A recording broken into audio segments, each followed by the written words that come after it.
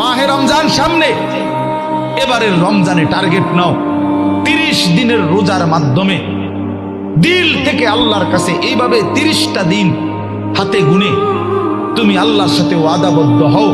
যে আল্লাহ 30 দিন আমি রোজা রাখবো। এবং যৌন চাহিদা, লজ্জাস্থানের চাহিদা, অশ্লীলতা, বেহায়াপনা, নর্তকী, নাচ গান, উলঙ্গ ছবি দেখা,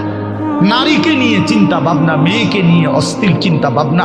অবৈধ কোনো প্রেম সম্পর্ক, হারাম কোনো রিলেশন, এই সব ত্যাগ করে বন্ধু 30টা দিন মনোযোগ দিয়া রোজা রাখো, তারাবি পড়ো, ইফতার করো, সাহারি করো, তাসবিহ পড়ো, তিলাওয়াত করো, কোনো আলেমে দ্বীনের সাথে উঠা বসা করো, ইমাম সাহেবের সাথে সম্পর্ক করো। ইনশাআল্লাহ দেখবা আল্লাহ চাহে তো 30 দিনের মাথায় আল্লাহ বলেন লাআল্লাকুম তাত্তাকুন, আমি আল্লাহ ওয়াদা দিলাম মোমেন তোকে মুত্তাকি বানিয়ে দেব।